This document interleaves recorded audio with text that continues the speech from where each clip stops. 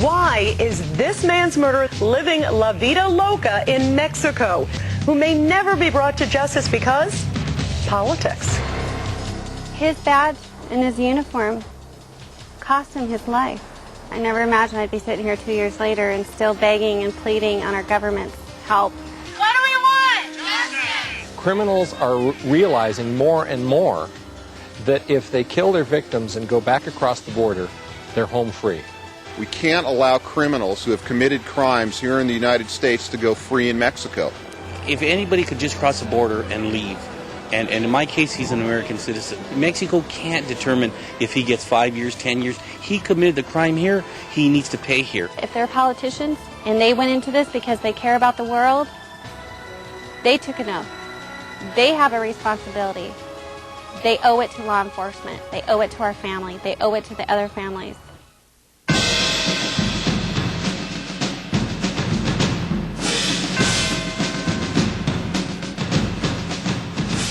More than 3,000 murderers and criminals. That's right, I said more than 3,000 murderers and criminals from all across our country are walking free from U.S. prosecution in Mexico today. I'm John Walsh from America's Most Wanted. You may not be aware of the Mexican Supreme Court decision from 2001 that has created a safe haven for criminals who wish to hide from U.S. prosecution for crimes committed right here in the United States. Law enforcement and victims' families are fighting a daily battle, demanding that these murders be extradited and stand trial here in the U.S. Thousands of people, next of kin of victims, and of course the victims who can no longer stand and fight for themselves, are not getting any justice for the ultimate crime of murder. On October 2nd, 2001, the Mexican Supreme Court ruled that the death penalty and life imprisonment, even with the possibility of parole, were deemed cruel and unusual punishment and therefore in violation of the Mexican Constitution. Since then, the Mexican Supreme Court has refused to extradite anyone from Mexico who is facing either penalty back in the United States, allowing these criminals to live free from prosecution. On April 29, 2002, Los Angeles County Deputy Sheriff David March was killed during a routine traffic stop by Armando Garcia, a convicted methamphetamine dealer and weapons offender who'd been deported 3 times and was wanted for 2 unrelated counts of attempted murder. Garcia is believed to have fled to Mexico within hours of the murder and is living freely under the protection of the Mexican government. He was willing to die for the job, but I don't think it was so a killer could get away with his murder. Dave gave his life protecting.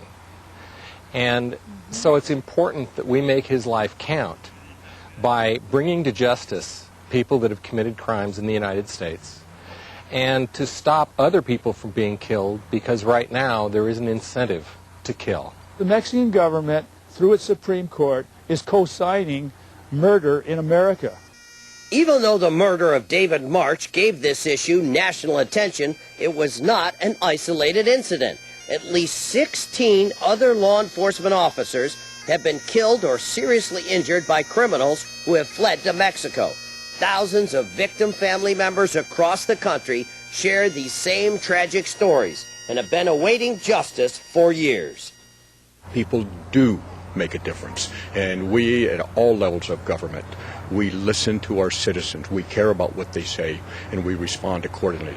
Last spring, the city of Santa Clarita, California, organized Dave's March for Justice rally to bring public attention and community support to the families of victims who are still awaiting justice for their loved ones' murders.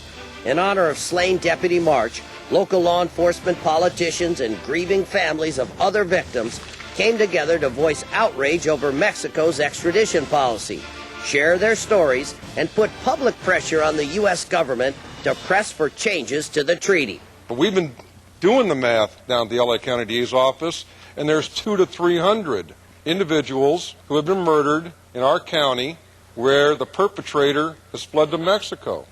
There are 800 to 1,000 situations where people have been murdered in the state of California.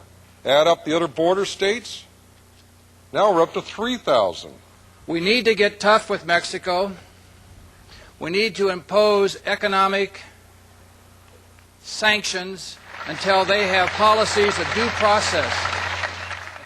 David March and all cops in the United States swear to defend and support the Constitution of the United States. The Constitution of the United States now has to support David March. What would have happened if a senator was killed by Armando Garcia? Would we be standing here 2 years later? Would we be asking for justice from Mexico 2 years later? I don't think so, folks.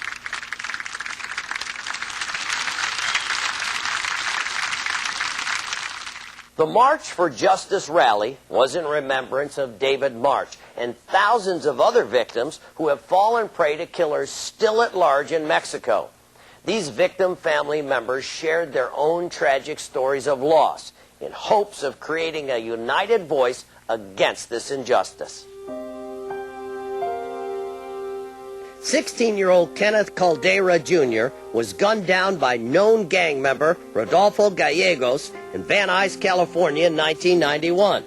The Caldera family's been waiting 13 years for the killer to face justice in the U.S. Rodolfo Gallegos in 1991 fled to Mexico and has been living openly, freely for 13 years. FBI knows where he's at. LAPD knows where he's at. U.S. Marshals know where he's at. Yet Mexico will not extradite. 12-year-old Steven Morales was playing baseball in front of his house in 1998 when gang members drove by firing shots striking Steven in the forehead. Suspected killer Alvaro Jara, an American citizen of Hispanic descent, has been living freely in Mexico ever since. Everyone has a monster in their life, a monster in the closet. This was my son's. This is a person that took my son's life. This individual is an American citizen, and he just crossed the border, and he could live free after he crossed the border.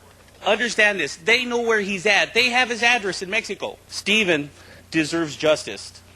Steven was only 12. Please understand. We need your help. This could happen to you. This could happen to anybody. Mexico. Steven is not no statistic. He's my son. Annabelle Ibarra was shot in the back of the head and left for dead by her ex-husband Daniel Perez in 1998. While out on bail the day before the trial ended, Perez broke into the Ibarra family home and murdered Annabelle's father, Carlos, in front of the entire family. Perez immediately fled to Mexico, where he's evading the life plus 33 years in prison he was sentenced to in absentia. Ever since then, he's been free. And we, my family and I, have been through hell and back. How in the world can this happen? How can there be somebody in Mexico protecting him, protecting a murderer, a horrible person that can do this again? Every day we fear for our lives. Every day we look behind our shoulders. Every single day we think he might come back. We believe in our justice system, but it's slowly starting to fade.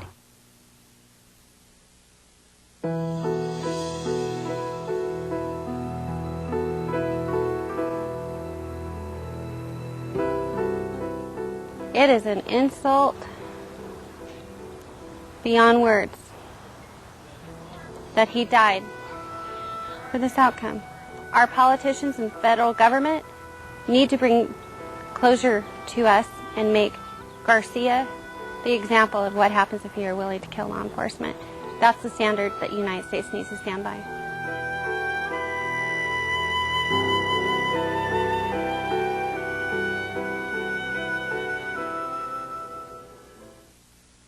The facts and faces of these murder victims speak for themselves. It's time to put pressure on our government to call for changes to the Mexican extradition policy.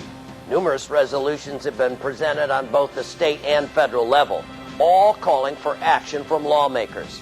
The United States needs to make this issue a priority before more criminals realize that they can flee to Mexico and get away with murder. Here are just a few of the government officials, organizations, and law enforcement agencies that support the initiatives to change the Mexican extradition policy. Please Add your voice to this growing movement of concerned citizens who are fighting for American justice.